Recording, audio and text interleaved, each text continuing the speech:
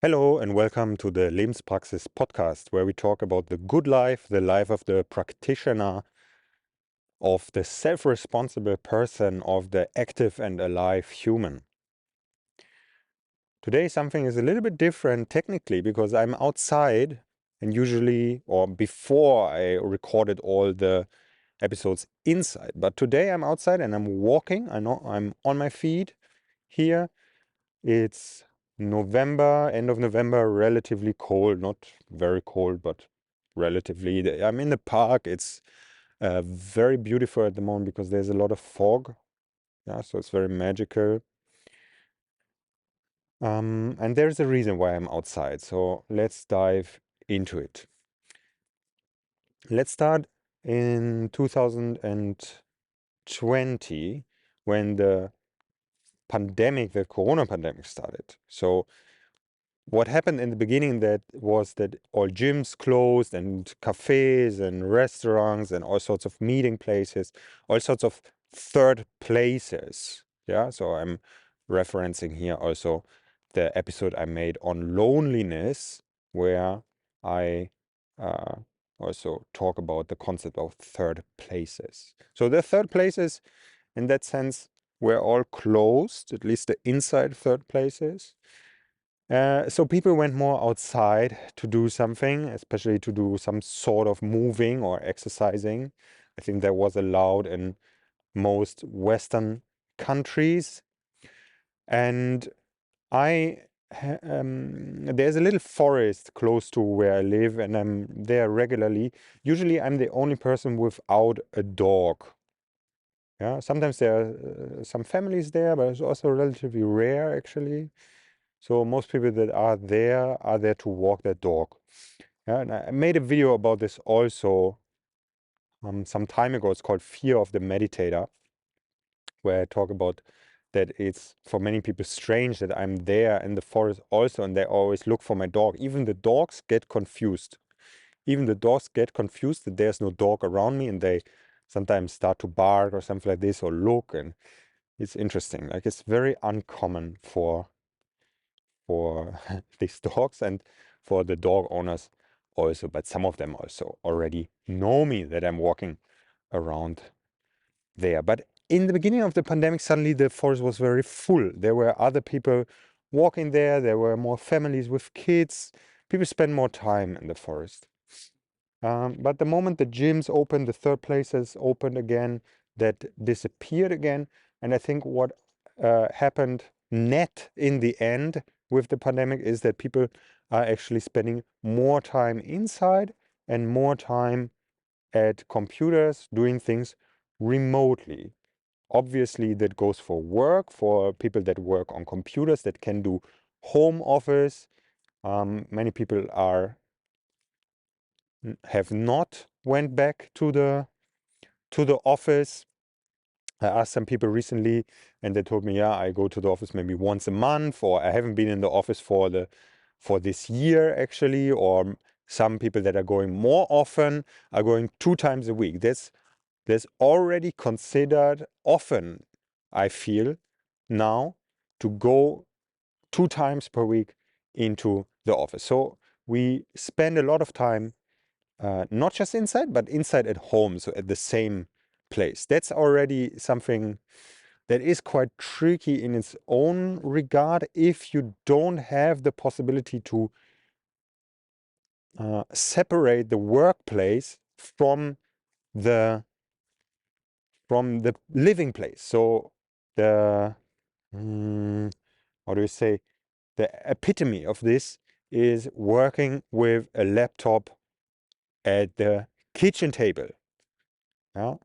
Obviously that's possible, but for many people, they will not be so productive because that's a disturbing environment for many, for the mind, where things of different categories, in a sense, clash with each other. You are in the kitchen and there's maybe some dishes to wash, or there's your fridge, so there's things that you can eat and blah blah blah blah blah, and it's all gets a bit messed up in your brain. So it's very useful to have at least a certain room that is assigned to work.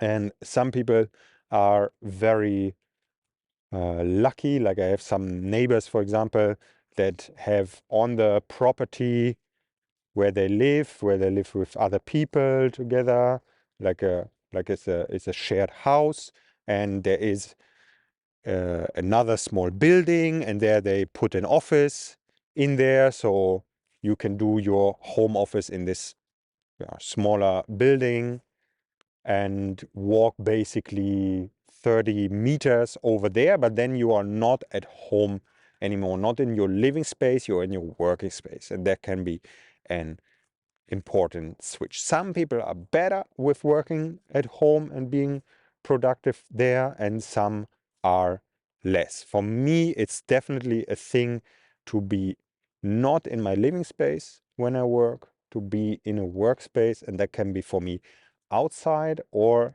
in a different inside space. So I solve it with having a room at home that is in the cellar, and so there is a separation of some meters. Yeah, it's not in the apartment, but I'm happy enough that I can use the cellar. And there I have my office room now.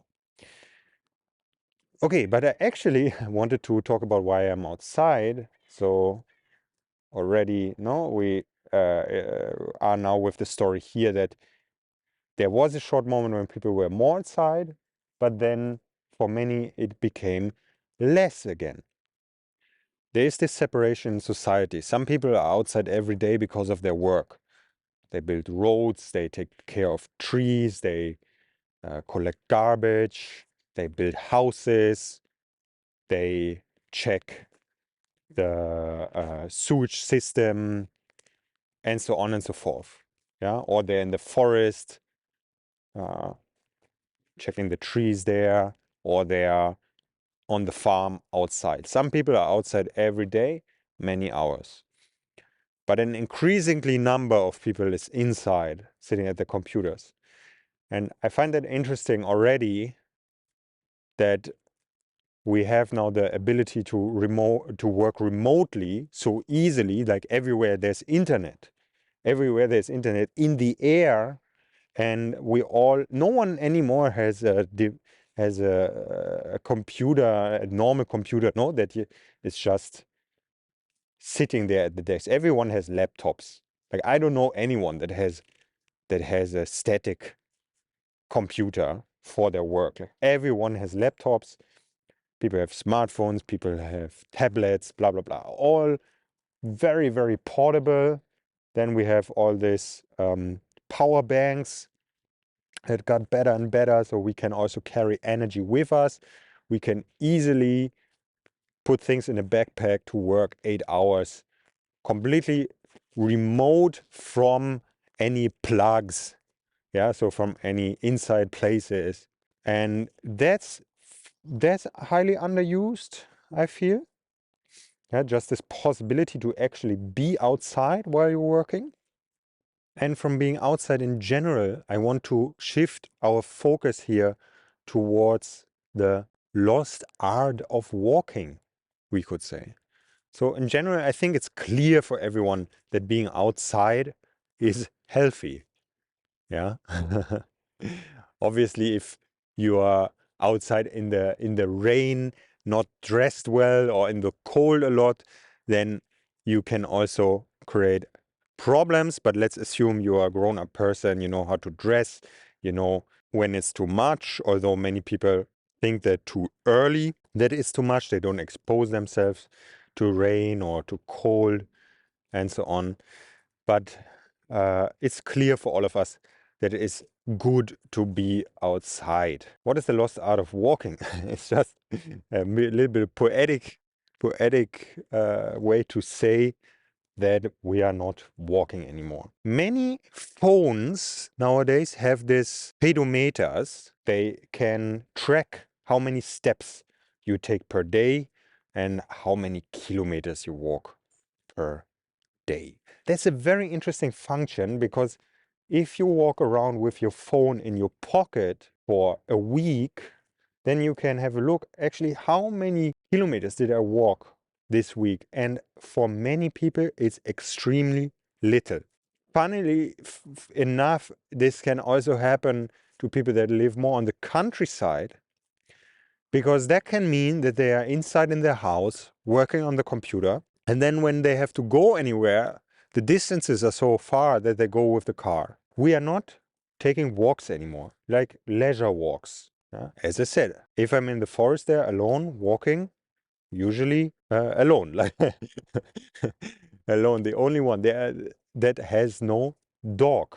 Is uncommon nowadays to take a leisure walk, or actually, and this was something that I want to talk about here, is you can do quite a few things nowadays walking that are also productive. Not that you have to be productive when you're working, and I mean just taking I'm working creatively, so for me just walking outside doing nothing, in a sense, is as productive as making this podcast here, because this is all feeding the same bigger thing. But let's face the fact first again that we're not walking, and you can very easily check this with your phone. As I said, many phones have that. The iPhones have this. Yeah, Androids, I have no idea, but I just assume that the Androids that are a bit more on the expensive side, they also have this function.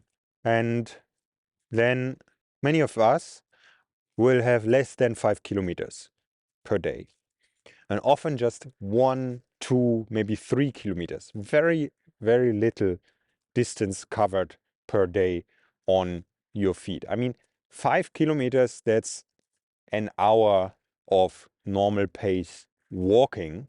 So that's not much. So people that walk just 1 kilometer per day, this is basically just walking around, like in your house and outside and to the car and in and through the supermarket. This is how you accumulate 1 kilometer per day. Actually, I also have my days where I don't walk many kilometers. Yeah, I regularly log between 5 to 20 kilometers per day, but only because I'm really taking care of that. Yeah, only because that's on my mind to walk a lot. Because also in my life, there's nothing that forces me to walk.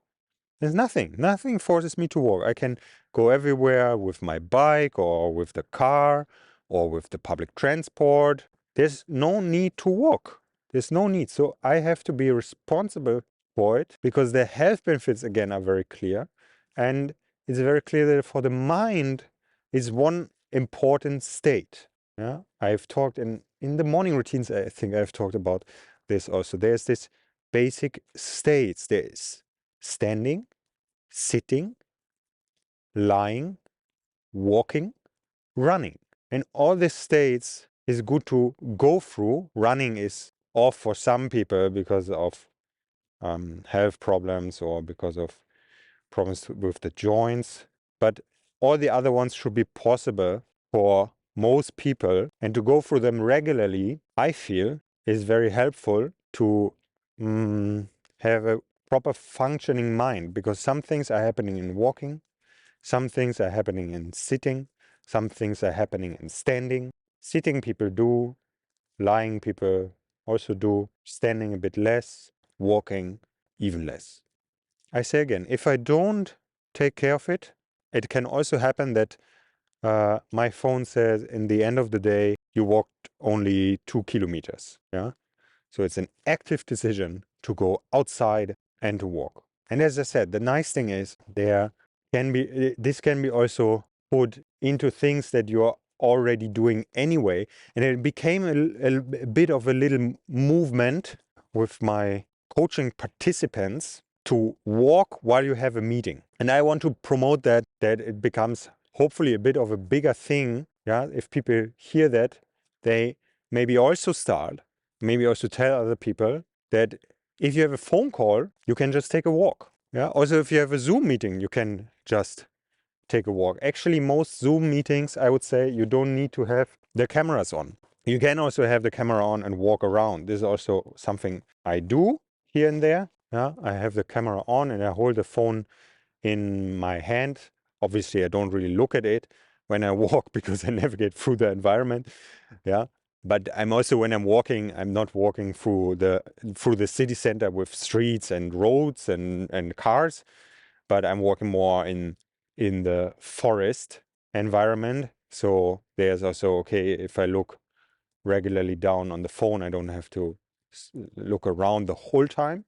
And that's a way to do your communication in a style that is actually also very, at least as much making sense as sitting down and having your Zoom meeting, because also in the real life, when you meet people, you walk around with them and walk, no?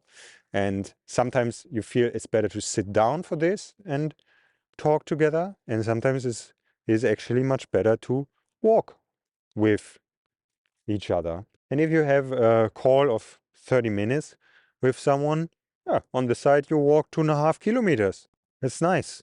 And this is how I accumulate quite a few of my kilometers per day, that I'm just, when I have calls with people or meetings and I know there's nothing to look at the screen, we are just talking, then I just walk. Yeah, and if there's something to do on the screen, then I decide.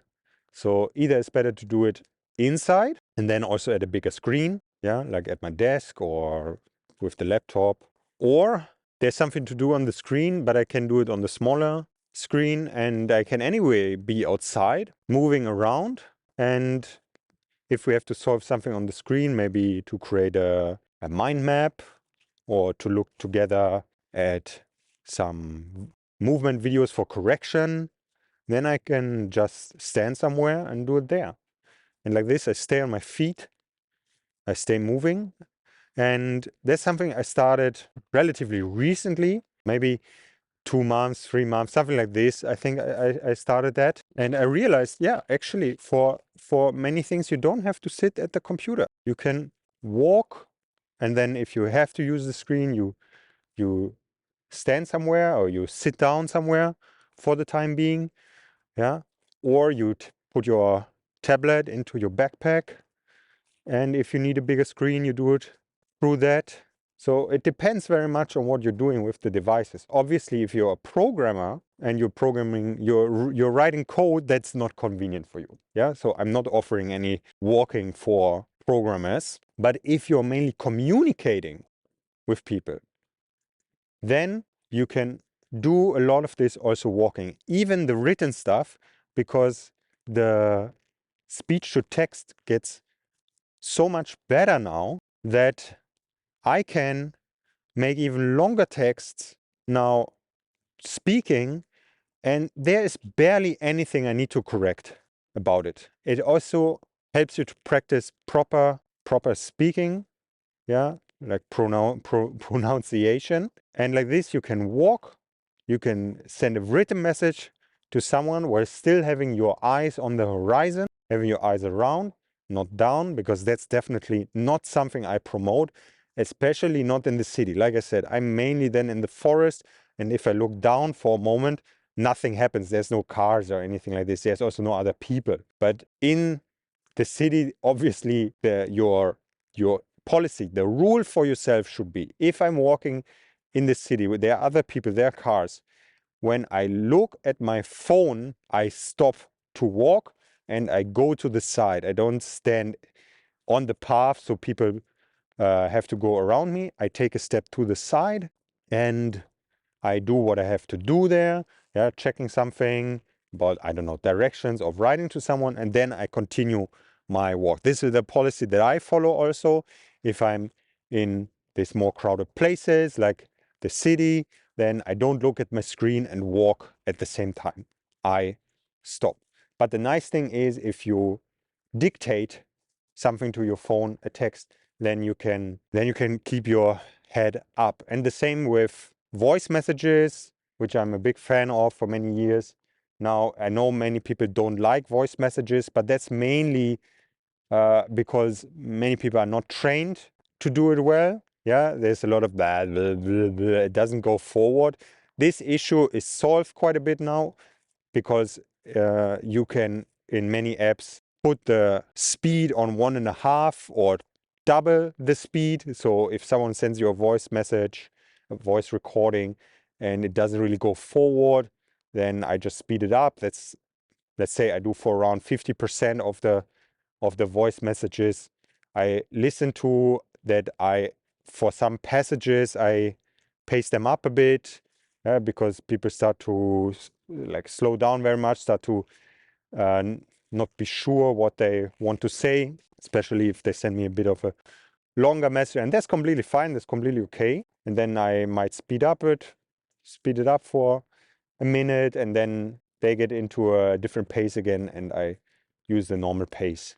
Okay, and like this, voice messages are very convenient to listen to, also because I can just put my headphones in and walk while listening to people, like I would also regularly walk and listen to an audiobook.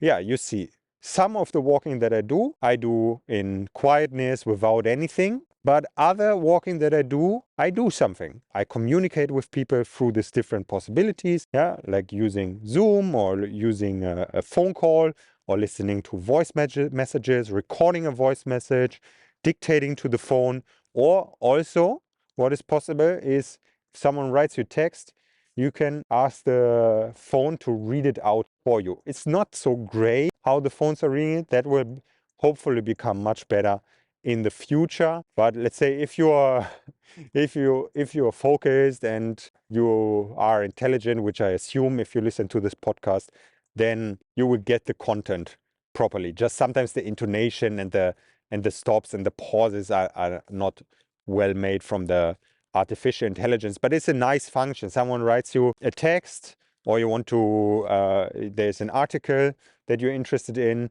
and on the iPhone you can just mark it and then press read out. I don't know how to say it in English, but there's this function, it reads it out. You can change the voice. I think you can change the pace, but I would keep on the normal pace always, because the normal pace is good. And then you can also take a walk, and that's again less screen time. That's the nice thing, because when you walk you cannot really look at the screen, like I said. So you find measures like this to have less screen time, to have less typing time. Definitely you don't want to type too much on things like the phone, because it will just bring your fingers a bit out of balance. The thumbs will, I'm not 100% sure, but I think it's not a good idea to type too much with the thumbs only.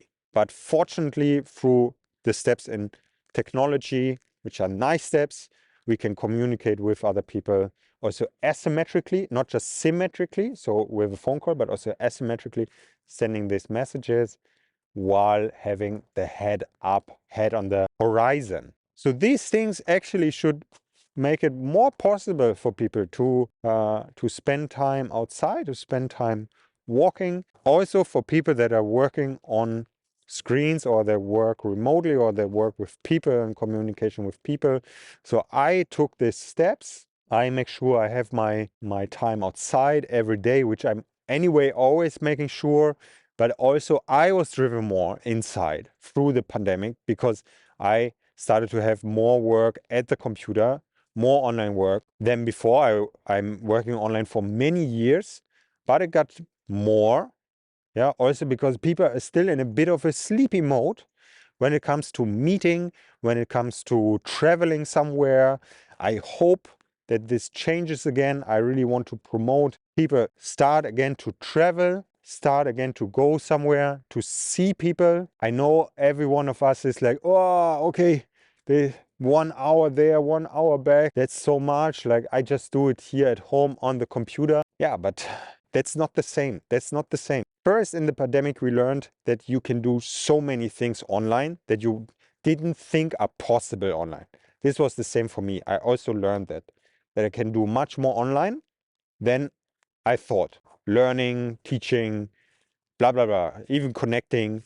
But then what happened next is that you forgot how much a difference is the online meeting still in comparison to the real life meeting. This is what many people have forgotten now, and that should be reawakened. Go somewhere. Go do your movement stuff, do it with actual people, go to actual places, meet people in actual life, travel somewhere, travel to a workshop or to meet friends, all this stuff. Let's do the real life thing again. Be outside, but it's something you have to do actively. It's something you have to do actively. And for me, it's a choice every day. I take on my shoes, I go outside. I do this currently also directly in the morning with the morning routine that I teach through my Patreon page. So I teach that outside. I wake up, I put on my shoes, and I'm outside for 1 hour doing the morning routine. And then I might go inside, eat something, and then very often I go outside again. Yeah. So also something I would call keep the coat on. So if I'm going inside, I don't put like now in the winter when you wear so many things, I don't put my coat off and blah blah blah. I just keep it on. So I'm still in this, like I just can easily go outside again. Yeah, I can just step outside. For me, the inside during the day is the unusual and the outside is the usual. So I switched it around in that way. I think that is creating much more health and also for me at least, how do I say, a deeper spiritual connection to myself, to the world, the feeling of oneness, being outside, walking here in the fog in the park, listening to a woodpecker beating on a tree. Good, everyone. You can support the podcast. You can support my work through various means. I already mentioned the Patreon page, but you can just start very easily with leaving a comment or sending this to a friend that you think would benefit from it. Sharing is caring, as we all know.